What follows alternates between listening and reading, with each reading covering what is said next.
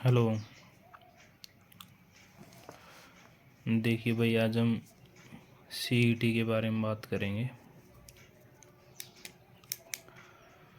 जो सीईटी का मुद्दा चल रहा है, सभी बच्चे कह रहे हैं कि इसको क्वालिफाई किया जाए, लेकिन कुछ लोग ये कह रहे हैं कि इसको 10 गुना, 15 गुना या 20 गुना किया जाए। कि बहुत सारे बोर्डों में 15 या 20 गुना होता है, तो उस हिसाब से किया जाए। लेकिन देखिए, एसएससी है जो, वो 14 से 15 गुना बच्चों को बुलाती है मेंस के लिए। राजस्थान सीईटी है, वो भी 14 गुना बच्चों को बुलाती है मेंस के लिए।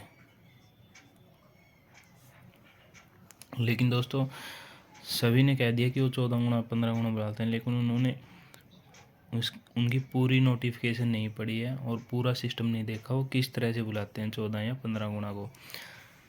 देखिए, एसएससी है जो 2 तरह के एग्ज़ाम कराती है, 3 तरह के।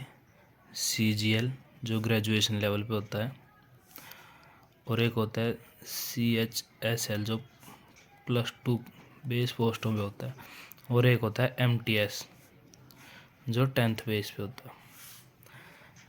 अब देखिए, सीजीएल में क्या होता है कि हर साल जितनी भी वैकेंसियाँ होती हैं, सभी वैकेंसियाँ मिला के एक्साइज इंस्पेक्टर, टैक्सेशन इंस्पेक्टर और जितने भी असिस्टेंट वगैरह सारे मिला के 6 से 7 हज़ार वैकेंसियाँ हर साल आती हैं। तो वो 7 हज़ार का 14 गुना बुलाते हैं, यानी 7 हज़ार का 14 गुना यानी 98 हज़ार। ये जो 98 हज़ार से लेके 1.5 लाख तक, यानी लास्ट की मेरिट पे बहुत सारे बच्चे होते हैं। और उसके बाद जो +2 लेवल की आती हैं, कम से कम 15 से 20 हज़ार वैकेंसियाँ होती हैं, और वो 15 से 20 हज़ार का 14 गुना बुलाते हैं, यानी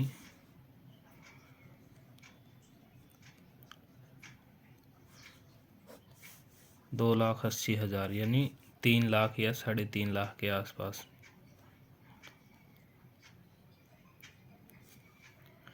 ऐसे ही वो 10th लेवल की जितनी 15 से 20 हज़ार होते हैं, उनकी 14 गुना आ जो वो 3 से 3.5 लाख बुलाते हैं। और लेकिन अब बच्चे बहुत सारे टीचर भी हैं, बहुत सारे जो मीडिया पे आवाज़ उठाने वाले वो भी हैं, वो कह रहे हैं कि यहाँ भी 14 गुना बच्चों को ही बुलाया जाए, हरियाणा में भी। लेकिन आप ये मत देखिए कि 14 गुना है, 10 गुना है, 7 गुना। आप काउंट देखिए कि दूसरे बोर्ड हैं जो वो कितने काउंट में मेंस में बच्चों को बुला रहे हैं। यहाँ हम जहाँ भी देखते हैं, ऐसे ही यूपी में भी सीईटी होता है, वहाँ भी 14 गुना बच्चे बुलाए जाते हैं, लेकिन वो कंबाइंड पोस्टों के बुलाए जाते हैं। ऐसे ही राजस्थान और यूपी में क्या होता है कि जैसे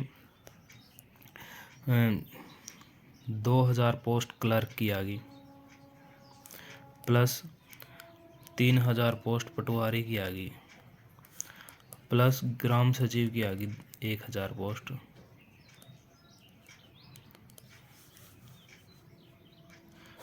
तो ये दोनों बोर्ड यूपी सीईटी और राजस्थान सीईटी क्या करते हैं कि सभी पोस्टों को टोटल कर लेते हैं कि ग्रेजुएशन लेवल का इनका अलग होता है सीईटी, और +2 लेवल का अलग होता है। जैसे इन्होंने सभी पोस्टों को ऐड कर लिया कि सभी टोटल पोस्टें, जैसे ग्रेजुएशन लेवल की सभी पोस्टें मिला के 10,000 होगी, तो वो 10,000 का 14 गुना बुलाते हैं, यानी 1.5 लाख से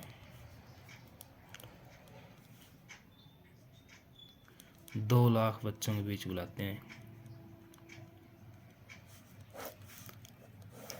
लेकिन आप कह रहे हो कि हरियाणा में भी ऐसा होना चाहिए, लेकिन हरियाणा वालों ने क्या क्या रखा है कि सिर्फ जो एडवर्टाइजमेंट में पोस्टें निकलेंगी सिर्फ उनका 4 गुना बुलाएंगे। लेकिन अगर आपकी बात मान लें, अगर उनको 14 गुना भी कर देते हैं या 20 गुना भी कर देते हैं, तो मान के चलो वो तो हरियाणा तो अलग अलग पोस्टें निकाल लेगा। मान के चलो पटवारी की 1000 पोस्टें निकाल दी और उसका 14 गुना तो सिर्फ 14,000 हुए। मान के चलो ग्राम सचिव की हैं 800 पोस्टें निकाल दी तो उसकी 14 गुना तो सिर्फ 9800 बच्चे हुए। लेकिन आप ये देखिए कि 14 गुना हरियाणा अगर बुला रहा है तो सिर्फ वहाँ मेंस में 14,000 या 10,000 बच्चे बैठ रहे हैं, और राजस्थान सीईटी या यूपी सीईटी मेंस में 14 गुना बच्चे बुला रहा है तो वहाँ 1.5 से 2 लाख बच्चे मेंस एग्ज़ाम में बैठ रहे हैं, और एसएससी अगर 14 गुना बुला रहा है तो वहाँ 2.5 से 3 लाख बच्चे मेंस एग्ज़ाम में बैठ रहे हैं। तो ये बात कहना बिल्कुल भी सही नहीं है कि 14 गुना बुलाए जाएं। ये देखो आप ही काउंट कितना बुलाया जा रहा है मेंस एग्ज़ाम के लिए। कॉमनली सभी जितने भी बोर्ड हैं उन सभी बोर्डों का अगर आप एवरेज लेके चलो तो 1.5 से 2 लाख बच्चों को मेंस एग्ज़ाम में बुलाया जा रहा है। तो मैं सभी यूट्यूब साथियों से मैं कहना चाहूँगा कि इस बात की तरफ भी ध्यान दिया जाए कि सिर्फ 14 गुना ही ना लेकर इसमें चलें, क्योंकि काउंट पे ध्यान दें कि काउंट 1.5 से 2 लाख बच्चों को बुलाया जा रहा है हर एग्ज़ाम के लिए। यही छोटी सी बात थी दोस्तों, कहनी थी, क्योंकि गलत मैसेज ना जाए इसका कि हर जगह कह रहे हैं कि 14 गुना बुला लें, 4 गुना ना बुला के 10 गुना बुला लें, 7 गुना बुला लें, 20 गुना बुला लें। तो वहाँ तक ये बात सही नहीं है। जब अगर दूसरे बोर्डों के साथ आप कंपेयर कर रहे हो तो दूसरे बोर्ड वो अलग अलग सीईटी लेते हैं, +2 लेवल का अलग लेते हैं, ग्रेजुएशन लेवल का अलग लेते हैं। वहाँ बच्चों को 2-2 बार मौका मिल रहा है एग्ज़ाम देने का। फिर वहाँ भारी काउंट में मेंस में बच्चे बुलाए जा रहे हैं, यानी जो तैयारी करने वाले बच्चे होते हैं उसको 1.5 से 2 लाख में वो सभी आ जाते हैं और सभी मेंस एग्ज़ाम में बैठते हैं। अब दूसरी बात ये है कि कुछ बच्चे कह रहे हैं कि किसी के 75 हैं, 80 हैं, वो कह रहे हैं कि ठीक है ये बात, लेकिन भाई अभी जो मेन प्रोसेस स्टार्ट होगी एग्ज़ाम की, एडवर्टाइजमेंट निकलेंगी, एडवर्टाइजमेंट निकलने के बाद फिर एग्ज़ाम होंगे, तो इसमें कम से कम 5 से 6 महीने का टाइम लगेगा। अब ये देखिए कि जिस बच्चे के इस टाइम 60 नंबर हैं सीईटी में, क्या वो 5-6 महीने की तैयारी करने के बाद वो 80 नहीं ले सकता क्या? बिल्कुल ले सकता है। और दूसरी बात ये है कि जो ये 70 से 80 नंबर आ रहे हैं ये सिर्फ जो एसएससी का पैटर्न था उसकी वजह से आ रहे हैं, और जिसके 55 से 60 आ रहे हैं वो जीके की तैयारी करने वाला था, उसके 55 से 60 आ रहे हैं। अगर इन दोनों बच्चों को मेंस में बैठने का मौका मिले तो इसकी जीएस कमज़ोर है 75 से 80 वाले की, और इसकी जीएस स्ट्रॉन्ग है 60 वाले की। लेकिन जो मेंस एग्ज़ाम होगा वो एनटीए नहीं लेगा, और जो मेंस एग्ज़ाम का पैटर्न आएगा वो वही हरियाणा बेस आएगा जो पहले पैटर्न रहा है हरियाणा के पेपरों में।